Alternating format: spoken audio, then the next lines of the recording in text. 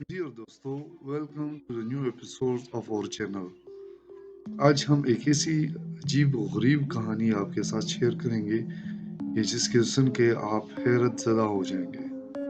हमारी ऐसी ही कहानी को सुनने के लिए हमारा चैनल सब्सक्राइब करें और बेल का बटन दबाना ना भूलिएगा। तो आज हम आपसे बात करेंगे क्रिस्टन हेदर गिलबर्ट की। ये एक अमेरिकन शहरी थी जिसने सैकड़ों जख्मी फौजियों का, जिनको इलाज के लिए वापस जंग से लाया जाता था, उनका कत्ल किया।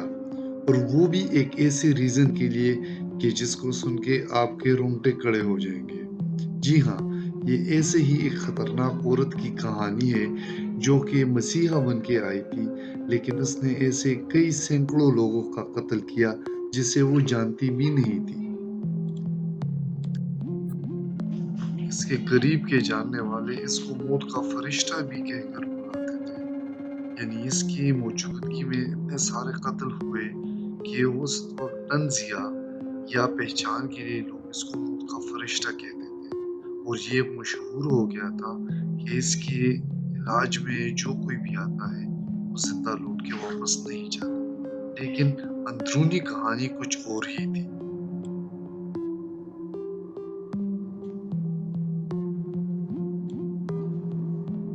तो कहानी इस तरह है कि गिलबर्ट, जो कि एक पेशे के लिहाज से एक नर्स थी, 13 नवंबर 1967 को मिसिसिपी यूएसए में पैदा हुई।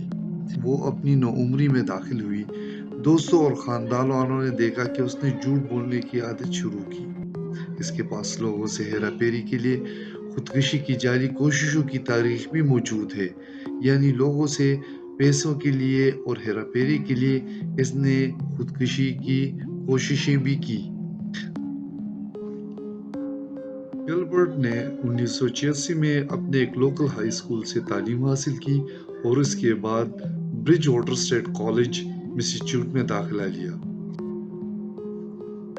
1987 में गिलबर्ट ने एक फेक सुसाइड अटेम्प्ट का ड्रामा किया, जिसके बाद माहिर नफ्सियात ने उनको एक दूसरे कॉलेज में शिफ्ट कर दिया। उस दूसरे कॉलेज से उन्होंने अपने नर्सिंग का डिप्लोमा लिया और बाद में एक रजिस्टर्ड नर्स बन गई 1988 में। इसके बाद उन्होंने ग्लेन गिलबर्ट से शादी कर ली। गिलबर्ट ने 1989 में veterans affair medical center USA Northampton में काम करना शुरू किया। उसके साथ जो साथी नर्सेस थीं, उन्होंने ये नोटिस किया कि गिलबर्ट के नज़र के नीचे जितने भी मरीज हैं, उनमें से ज़्यादातर की मौत हो जाती है। इसकी वजह से उन्होंने मजाकन उसको द एंजल ऑफ डेथ, यानी मौत का फरिश्ता कहना शुरू कर दिया। 1996 में 3 नर्सेज ने ये रिपोर्ट की कि उनके पास एक केमिकल जिसका नाम एपिनेफ्रिन है, ये केमिकल की सप्लाई काफ़ी ज़्यादा कम हो गई है। इसके साथ-साथ ही उनके साथ जितने फौजी मरीज़ आते हैं, उनमें ज़्यादातर दिल का दौरा पड़ने की शिकायत आ रही हैं, जिनकी वजह से उनकी अमवात में काफ़ी ज़्यादा इज़ाफ़ा हो रहा है। इसके साथ ही एक इंक्वायरी का आगाज़ हो गया, ये देखने के लिए कि ये केमिकल क्यों कम हो रही है और इतने ज़्यादा दिल के दौरा पड़ने की शिकायत की वजह क्या है। इसी दौरान जब ये इंक्वायरी हो रही थी, तो एक बम की इत्तला भी मिली और ये इत्तला खुद गिलबर्ट ने टेलीफोन करके दी थी, ताकि इस इन्वेस्टिगेशन को अपने रास्ते से हटाया जा सके और लोगों को इसके ज़रिए भटकाया जा सके।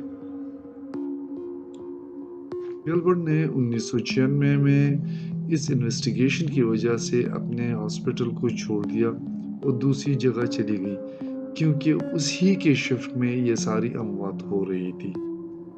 इसमें ये भी है इसमें ये बात भी जानने की है कि गिलबर्ट ने उस महीने तकरीबन 7 दफ़ा अपने नफ्सियाती हॉस्पिटल में अपना चेकअप कराया।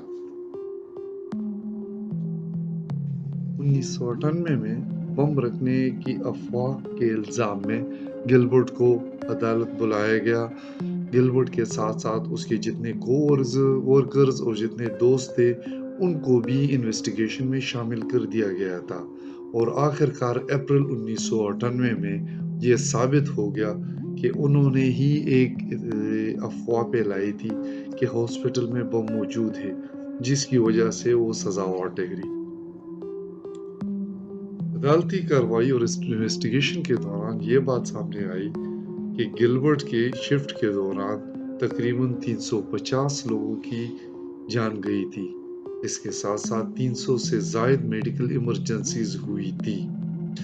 इसके बारे में उसके वकील का कहना था कि गिलबर्ट ने ये इमरजेंसी सिर्फ इसलिए बनाई कि वो उस वक़्त अपने बॉयफ्रेंड पेराल्ट, जो कि एक पुलिस ऑफिसर थे, उनकी तवज्जो हासिल करने के लिए की।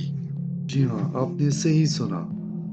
अपने बॉयफ्रेंड की तवज्जो हासिल करने के लिए ही इसने ये कत्ल के इक़दाम किए। बाद में पेरॉल्ट ने भी ये कबूल किया कि जब गिलबर्ट का इलाज चल रहा था हॉस्पिटल में, तो उसने उनको कॉल पे बताया कि जी मैंने एक कत्ल किया है आपके तवज्जो पाने के लिए। एक बार तो ये बात भी सामने आई कि इसने एक दफ़ा एक मेंटली हैंडीकैप्ड बच्चे पे गर्म पानी फेंक दिया। तो इससे अंदाज़ा किया जा सकता था कि उसकी ज़हनी कैफ़ियत ठीक नहीं थी। मार्च 2001 में अदालत ने गिलबर्ट को सज़ा सुनाई। जज ने गिलबर्ट को 4 दफ़ा उम्र कैद की सज़ा सुनाई, जिसमें किसी किस्म की कोई ज़मानत या पैरोल पॉसिबल नहीं थी। उसे मिसिसिपी के एक वुमेन प्रिजन में ट्रांसफ़र कर दिया गया था, जिसके बाद तब तक आज दिन तक वो वहीं पर मौजूद है। उन्होंने एक अपील भी की थी, लेकिन उसे खारिज कर दिया गया। तो दोस्तों, ये थी आज की कहानी, और इस तरह की अजीब व गरीब और हैरतकुन कहानियों को सुनने और देखने के लिए हमारा चैनल सब्सक्राइब करें। Thank you.